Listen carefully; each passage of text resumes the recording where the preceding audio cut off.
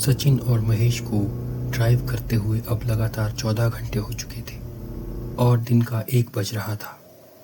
रुद्रप्रयाग कस्बे को वो काफ़ी पहले पीछे छोड़ आए थे। अब तो उनकी कार धीमी गति से एक ऊबड़-खाबड़ कच्चे रास्ते पर चल रही थी।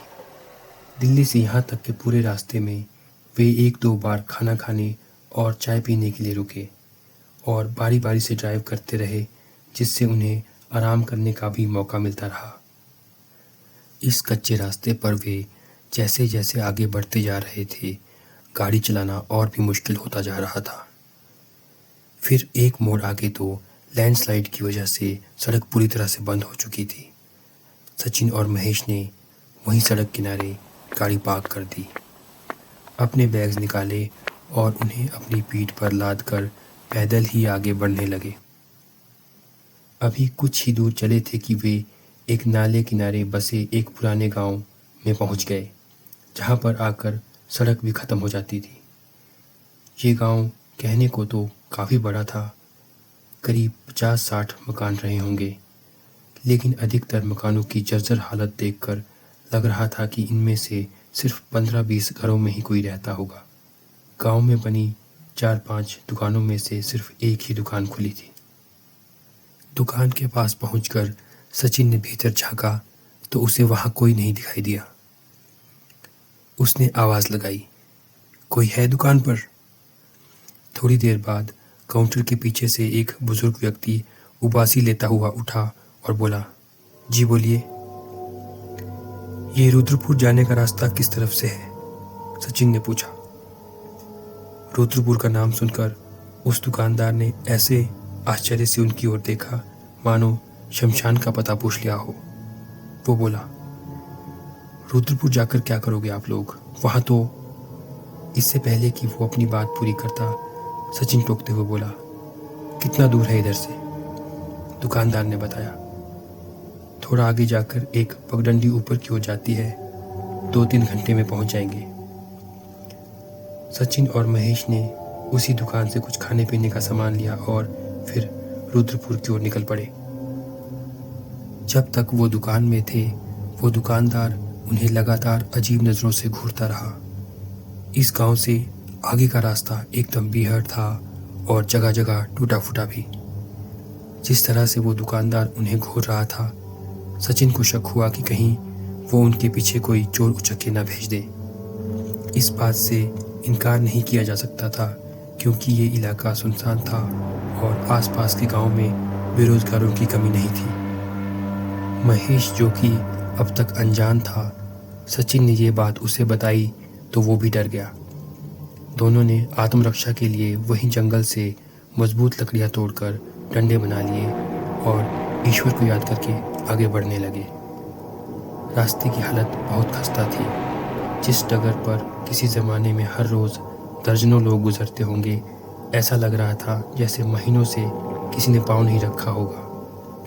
रास्ते में उगी बेतरतीब झाड़ियों को अपने हाथ में उठाए डंडों से साफ करते हुए और हर कदम संभल कर रखते हुए उन्हें रुद्रपुर पहुंचते हुए शाम के 5 बज गए। गांव क्या था, एकदम वीराना था और घर घर नहीं, बस खंडहर थे। इसे एक घोस्ट विलेज कहना गलत नहीं था। गांव पहुंचकर उन्होंने उस बुजुर्ग दंपति को ढूंढने की बहुत कोशिश की, लेकिन वो कहीं नहीं मिले। फिर उन्हें लगा कि शायद वो अब इस दुनिया में नहीं है।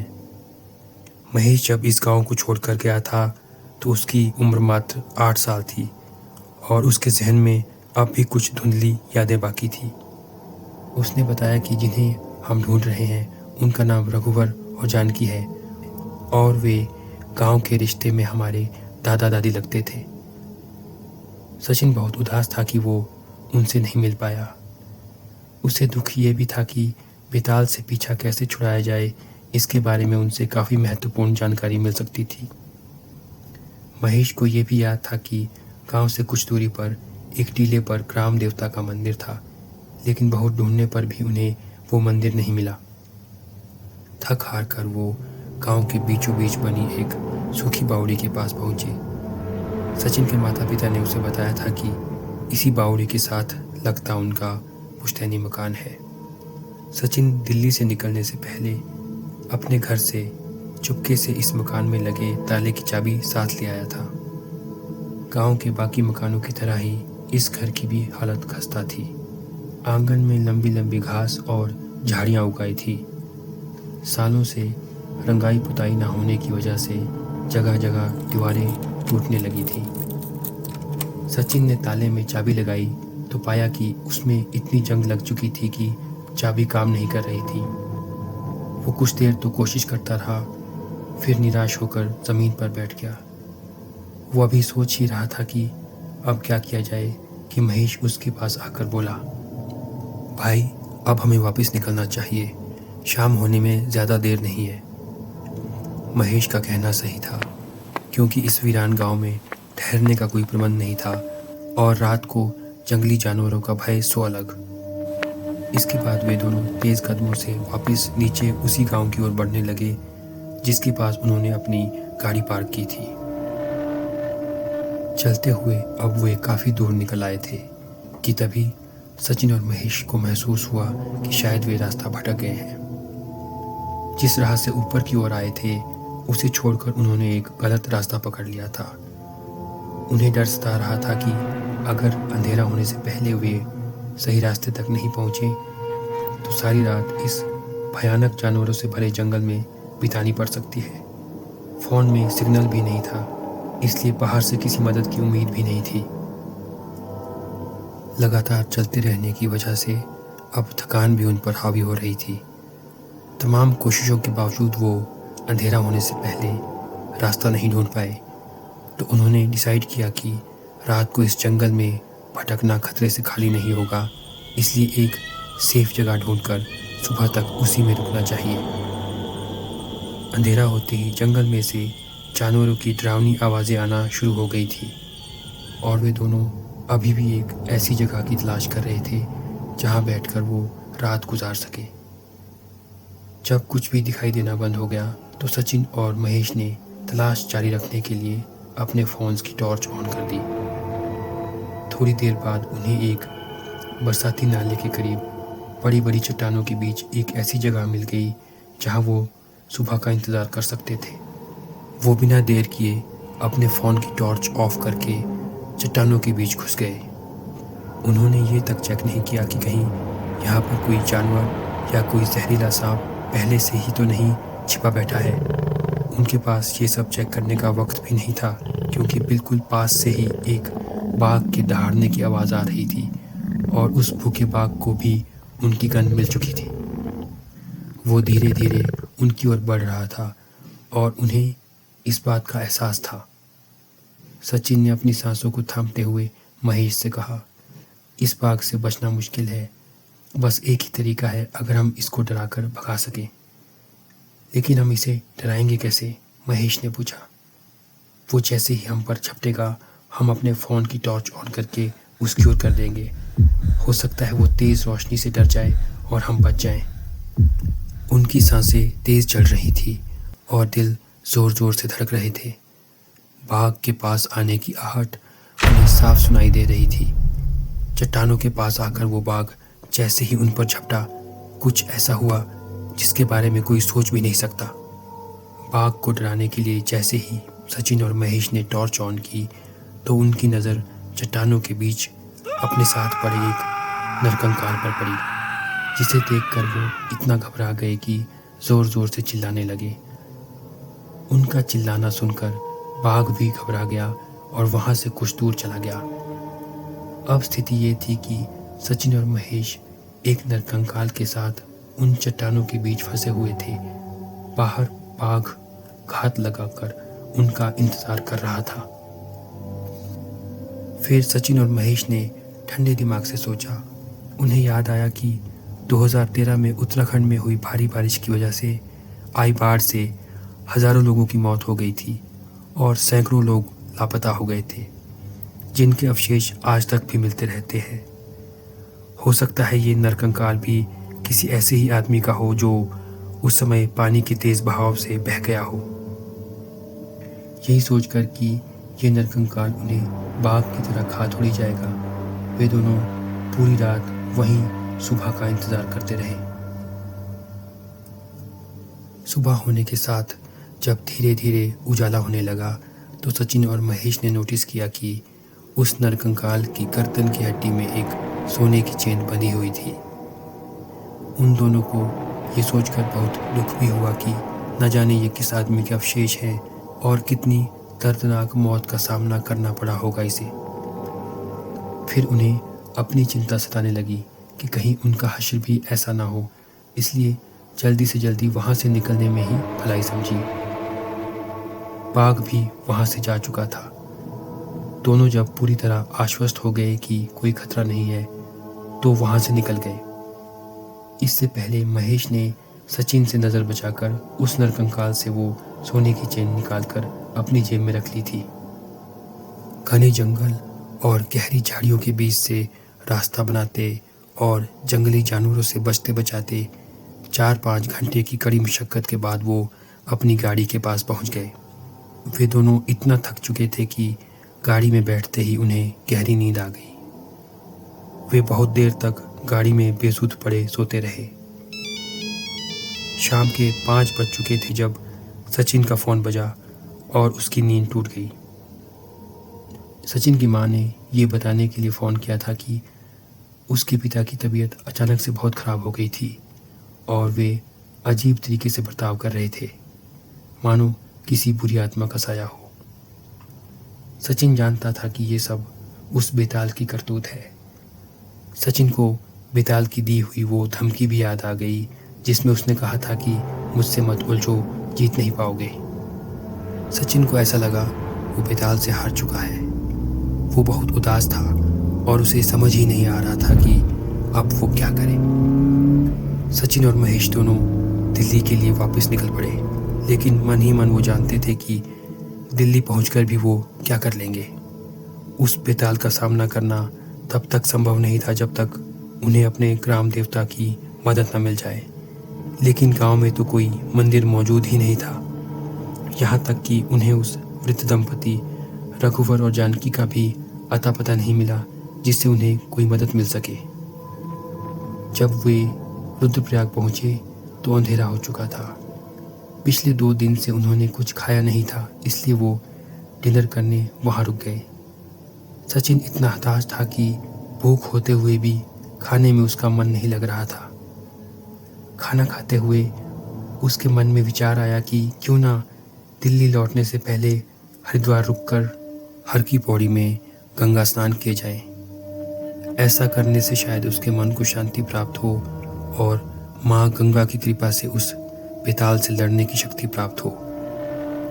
यही सोचकर उसने हरिद्वार जाने का फैसला किया। और वैसे भी हरिद्वार रुद्रप्रयाग से दिल्ली के रास्ते में ही पड़ता है। रात भर ड्राइव करने के बाद वे सुबह की आरती के समय लगभग 5:30 बजे हर की पौड़ी पहुंच चुके थे। मंत्रोच्चारण के बीच सचिन और महेश ने गंगा जी में डुबकी लगाई। डुबकी लगाकर वे दोनों बाहर निकले ही थे कि गंगा आरती के लिए फूल बेचने वाली एक बूढ़ी महिला उनके पास आकर बोली, बेटा आरती के लिए फूल लोगे? महेश ने जब उस बूढ़ी महिला को देखा तो उसकी खुशी का ठिकाना न रहा। भले ही बचपन की धुंधली सी याद थी, मगर वो पहचान गया था कि वो उसके गांव रुद्रपुर की जानकी दादी थी। महेश बोला, आप जानकी दादी हो ना? अपना नाम सुनकर वो महिला चौंक गई और बोली, हाँ मेरा नाम जानकी है, लेकिन तुम कौन हो? महेश ने जवाब दिया, मैं महेश, नहीं पहचाना मुझे? रुद्रपुर का ही रहने वाला हूँ, पुष्कर सिंह का बेटा। रुद्रपुर और पुष्कर सिंह का नाम सुनकर वो महेश को पहचान गई और बोली, अरे तुम तो इतने बड़े हो गए हो, छोटे से थे जब गांव छोड़कर चले गए थे। महेश ने उन्हें फिर अपनी पूरी कहानी बताई और साथ ही साथ सचिन के बारे में भी बताया। सचिन को देखकर जानकी मुस्कुराकर बोली, शायद सचिन उसके बारे में नहीं जानता कि वो रिश्ते में उसकी दादी लगती है और वो पहले एक ही परिवार का हिस्सा थे। सचिन को उसके माता पिता ने कभी बताया ही नहीं था कि जानकी का पति रघुवर और उसके दादा सगे भाई थे। जानकी और रघुवर की कोई संतान नहीं थी, इसलिए जब पूरा गांव पलायन कर गया तब भी वे गांव में ही रह गए। सचिन के माता पिता के बारे में सुनकर और ये जानकर कि उनके ऊपर किसी बेताल का साया है, जानकी को बहुत दुख हुआ और वो बोली, बेटा, उस बेताल से तो तुम लोगों को सिर्फ हमारे ग्राम देवता ही बचा सकते हैं, लेकिन हमारा गांव जब से वीरान हो गया तब से कोई वहां पर कोई ग्राम देवता की आराधना करने वाला ही नहीं बचा। तुम शायद नहीं जानते, यदि देव शक्तियों की विधिपूर्वक पूजा उपासना न की जाए तो वो क्षीण होने लगती है और उनके क्षीण होने से बुरी शक्तियाँ ताकतवर होती जाती है, और शायद यही वजह है कि वो बेताल इतना शक्तिशाली हो गया है, क्योंकि हमारे ग्राम देवता तुम्हारी रक्षा नहीं कर पा रहे हैं। जानकी ने यह भी बताया कि जब तक वो और उसका पति गांव में रहते थे, वो नियमित रूप से विधिपूर्वक ग्राम देवता के मंदिर जाकर उनकी पूजा करते थे। सचिन और महेश ने जब ये पूछा कि उन्हें तो गांव में कोई मंदिर नहीं मिला, तो जानकी ने बताया कि 2013 में आई भयंकर बारिश से आई बाढ़ की वजह से वो मंदिर मलबे के नीचे दब गया है। उन्होंने जानकी से दादा रघुवर के बारे में भी पूछा, तो उसने बताया कि वो भी उसी बाढ़ में बह गए थे, जिसके बाद उनका कोई अता पता नहीं चला, उनके अवशेष तक प्राप्त नहीं हुए। ये सुनकर सचिन और महेश को उसी नरकंकाल की याद आ गई जिसके पास बैठकर उन्होंने पिछली रात गुजारी थी। लेकिन वो कंकाल रघुवर का ही है, ये कैसे तय किया जाए? सचिन ये सोच ही रहा था कि तभी महेश ने अपनी जेब से वो सोने की चेन निकाली और जानकी से पूछा, दादी, क्या तुम इस चेन को पहचानती हो? जानकी इस चेन को देखकर जोर जोर से रोने लगी और बोली, ये चेन तो मेरे पति की है, ये तुम्हें कहाँ मिली? इसके बाद सचिन और महेश ने पूरी बात विस्तार से बताई। बात सुनकर वो उनसे प्रार्थना करते हुए बोली, मुझे रुद्रपुर ले चलो, मैं अपने पति का अंतिम संस्कार करना चाहती हूँ। सचिन और महेश के पास रुद्रपुर लौटने की अब 2 वजह थी। एक तो जानकी दादी की मदद से मलबे में दबे अपने ग्राम देवता के मंदिर का जीर्णोद्धार करना था। दूसरा, उनकी अपने पति का अंतिम संस्कार पूरा करने की इच्छा को भी पूरा करना था। सचिन के मन में एक नई उम्मीद जाग चुकी थी कि शायद अब उस बेताल का सामना करने और उसे अपने घर से बाहर निकालने का कोई रास्ता निकल आएगा। उसने इसी उम्मीद के साथ तांत्रिक सोमू को फ़ोन मिलाया और उसे भी हरिद्वार बुला लिया। अगले दिन सोमू भी हरिद्वार पहुंच गया। हर की पौड़ी से उन्होंने गंगा जल भरा और वे चारों रुद्रपुर के लिए निकल पड़े। रुद्रपुर पहुंचकर जानकी उन सबको उस जगह ले गई जहां पर मलबे के ढेर के नीचे ग्राम देवता का मंदिर दबा हुआ था। खुदाई करने के लिए वे लोग फावड़ा और कुदाल पहले ही साथ ले आए थे।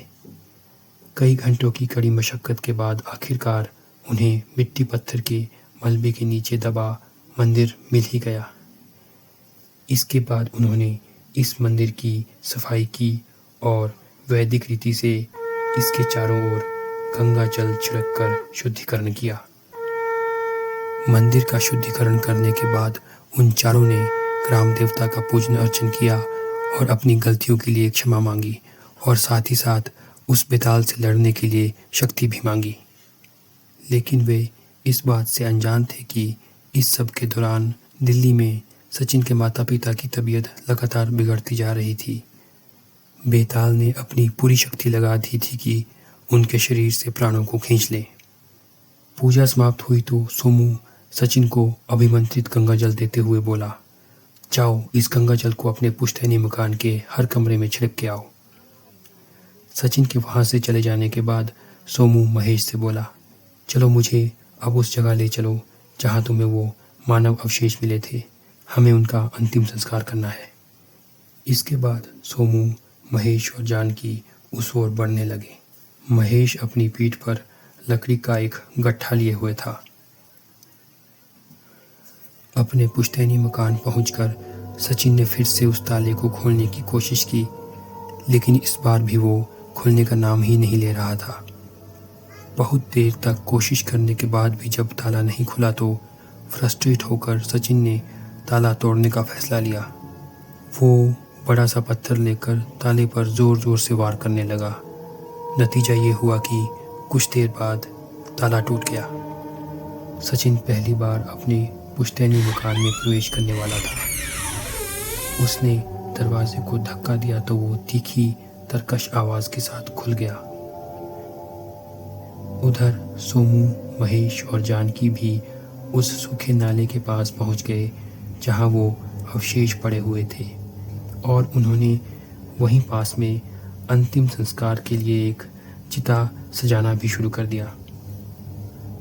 इधर हाथ में गंगा जल का पात्र लिए मकड़ी के जालों को हटाता हुआ सचिन जैसे ही मकान के अंदर कदम रखने ही वाला था कि वहां फर्श पर रेंग रहे एक जहरीले सांप को देखकर वो ठिठक गया और कदम वापस ले लिया। सांप रेंगता एक कोने में जाकर छिप गया। सचिन ने हिम्मत करके फिर से कदम बढ़ाया और मकान के पहले कमरे की ओर बढ़ा। कमरे के दरवाजे के पास पहुंचकर उसने उसमें पुरानी जंग लगी कुंडी को खोल दिया और सावधानीपूर्वक अंदर दाखिल हो गया। पात्र से थोड़ा सा गंगा जल निकालकर उसने जैसे ही कमरे में छिड़का तो साथ वाले कमरे से एक अजीब सी आवाज़ आई, जैसे कोई कराह रहा हो। सचिन ये आवाज़ सुनकर बहुत डर गया। उसने सोचा, परसों से बंद पड़े इस मकान में कौन हो सकता है। वो धीरे धीरे उस कमरे की ओर बढ़ने लगा जहाँ से वो आवाज़ आई थी। उसका दिल जोर जोर से धड़क रहा था, सांसें तेज चल रही थी। कांपते हाथों से उसने दरवाजे की कुंडी खोली और एक झटके से दरवाजे को खोल दिया। अंदर जाने से पहले उसने पात्र से थोड़ा सा गंगा जल अपनी दाईं हथेली में लिया। कमरे में दाखिल होकर सचिन जैसे ही गंगा जल छिड़कने ही वाला था कि वो बेताल ऊपर से कूदा और सचिन को धक्का देकर फर्श पर गिरा दिया और उसकी छाती पर जाकर बैठ गया और बोला, तुझसे कहा था ना कि मुझसे ना उलझ। तू नहीं माना, अब न तू बचेगा न तेरे माँ बाप। ये कहकर उस बेताल ने अपने भयानक पंजों को हवा में उठाया और अपने लंबे नाखूनों से सचिन पर वार करने ही वाला था कि तभी नीचे उस सूखे नाले के पास सोमू, महेश और जानकी ने मंत्रोच्चारण करते हुए रघुवर की चिता को मुखाग्नि दे दी। उधर जैसे ही चिता में आग लगी तो इधर सचिन ने देखा कि वो बेताल भी धीरे धीरे हवा में विलीन होने लगा, मानो जैसे उसकी आत्मा को मुक्ति मिल रही हो। जाने से पहले उसने सचिन को बताया कि उसका असली नाम रघुवर है। अल्प मृत्यु होने के कारण और अंतिम संस्कार न होने के कारण वो प्रेत योनि में भटक रहा था। सचिन ने हिम्मत करके पूछा कि उसने आखिर उसके घर में आकर ही बसेरा क्यों किया और उसके माता पिता को ही निशाना क्यों बनाया। जाते जाते वो बेताल बोला, भटकती हुई आत्माएं अक्सर मुक्ति की आस में अपने लोगों को ही निशाना बनाती हैं, जिसे पितृदोष भी कहा जाता है। मेरा दुनिया में तुम लोगों के अलावा और कोई भी नहीं था, लेकिन तुम अब चिंता मत करो, मेरी ओर से तुम्हें अब कोई परेशानी नहीं होगी, मेरा आशीर्वाद तुम्हारे साथ रहेगा। ये कहकर वो अंतर्ध्यान हो गया। उसके जाते ही सचिन ने एक ऐसे रूहानी सुकून का अनुभव किया जैसा पहले कभी भी नहीं किया था। सचिन वापस ग्राम देवता के मंदिर पहुंचा तो सोमू, महेश और जानकी वहां पहले से ही मौजूद थे। उन्होंने मिलकर वहां प्रार्थना की और दिल्ली लौटने से पहले प्रण लिया कि वे लोग वापस लौट कर आएंगे। अगली सुबह दिल्ली में सचिन अपनी दादी जानकी के साथ जब घर में दाखिल हुआ तो देखा कि उसके माता पिता अब पहले के मुकाबले ज़्यादा स्वस्थ और प्रसन्न लग रहे थे। नाश्ता करते हुए सचिन ने उन्हें पूरी बात विस्तार से बताई और कहा कि अच्छा रहेगा हम पुरानी बातों को भूल जाएं, और साथ ही साथ ये भी बताया कि जानकी दादी अब हम लोगों के साथ ही रहेगी। सचिन पिछले कुछ दिनों से ढंग से सोया नहीं था और बहुत थक भी गया था, इसलिए आराम करने अपने कमरे में चला गया। वो बिस्तर पर सोने ही वाला था कि उसकी नज़र कमरे की दीवार पर लगी घड़ी पर गई जो बंद पड़ी थी। सचिन उठा, घड़ी को दीवार से उतारकर उसमें एक नया पेंसिल सेल लगा दिया। घड़ी को सही समय पर मिलाकर उसने फिर से उसे दीवार पर लटका दिया और सोने चला गया। हेलो दोस्तों, अगर आप हॉरर, मिस्ट्री, थ्रिलर और सस्पेंस स्टोरीज सुनना पसंद करते हैं और यूट्यूब पर घिसी-पिटी हॉरर स्टोरीज देखकर बोर हो गए हैं, तो हमारे चैनल भयानक रस को ज़रूर सब्सक्राइब कर लीजिए और ऐसे ही ओरिजिनल कंटेंट को आगे भी देखने के लिए बेल आइकन को भी प्रेस कर दीजिए। स्टोरी अच्छी लगी हो तो लाइक कमेंट भी कर दीजिए। धन्यवाद।